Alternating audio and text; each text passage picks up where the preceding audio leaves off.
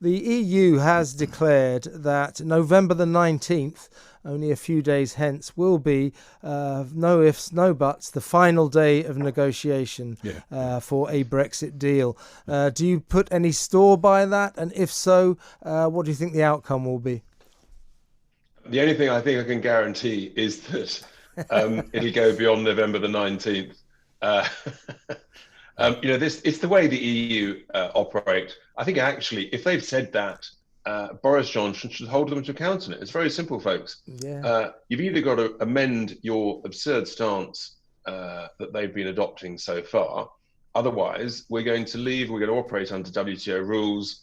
Businesses who've been smart have been working on that basis, got themselves organised, all they've adjusted, and that's the way forward. As I've said to many people, the truth is, given the problems that businesses who are struggling to stay afloat, struggling to keep people employed, have got all over the country, that most businesses have got far, far, far bigger things, much more things to be worried about than the issue of the nature of the Brexit arrangements. I really do feel that it's a small pothole in the track of the highway compared to the much larger issues, the roadblocks, the hurdles, the plastic barriers put up by the London mayor, and all the other things that businesses have got to deal with every day of the week. Absolutely. So let's now return in this topsy-turvy interview to your Reform UK hat. Last point, really. I don't know if you were listening earlier when I was talking to Carol McGiffin, but I was. Yeah. I think that the real scandal that continues, that the vaccine seems to have provided another opportunity for this ongoing misrepresentation of just how terrible the coronavirus is, COVID-19. It is not the bubonic plague, and yet this entire nation has been worked up into a froth of panic and terror about something that we're not being told the truth about. I don't understand why. Let me give you the simple stats, which is that every death is a tragedy, we know. Yes, of but course. 1,600 people die every single day of every week of every month here in the UK.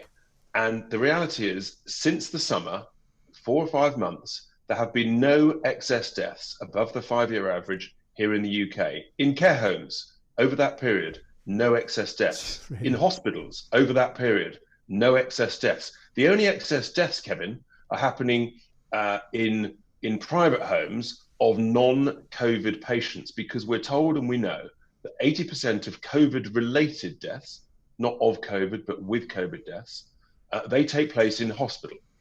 So therefore, the excess deaths that are going on in private homes, they're non-COVID patients who are either terrified of going into hospital or not being allowed to go into hospital, and therefore, sadly, are dying very often prematurely of cancer, cardiac, lung, and other illnesses at home, as well as we talked about earlier, the soaring suicide rates is absolutely huge. I'm hearing from pathologists, from coroners, the numbers are going through the roof. As for Nadine, Dorries, they denied that today, didn't they? They denied that. Yeah, do you know what? That will come back to haunt her. Yeah. The arrogant complacency of the health department, Nadine Dorries and Matt Hancock, they are simply not telling the truth. Isn't it interesting how they seem to be able to tell us the COVID deaths every single day? Mm-hmm. Why can't they tell us the number of people committing suicide every day, every week? Perhaps it is because they're trying to cover something up. There's a serious, major problem there. It will eventually come out.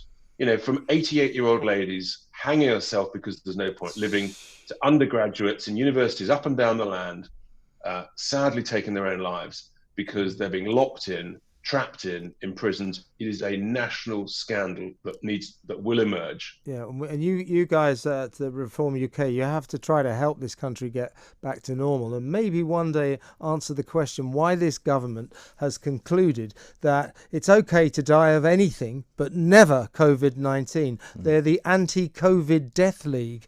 I think it's very simple, Kevin. Yeah. They've made so many mistakes. They've dug themselves in a hole. And rather than admit some mistakes and give themselves a ladder to get out of the hole, no. They brought in the JCB. They've carried on excavating. They're digging digger and deeper. Perhaps they're heading for Australia. Who knows, Kevin?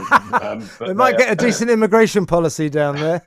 Richard. But there is no other logical explanation. There really isn't. Absolutely. Richard, always a pleasure. Come back and speak to us again soon about the lockdown situation, because it needs to be thrashed out. It really does. I can't work it out at all. Richard Tice there, chairman of the Brexit Party, in fact, Reform UK. Reform now, UK. Yeah. And a very successful businessman as well.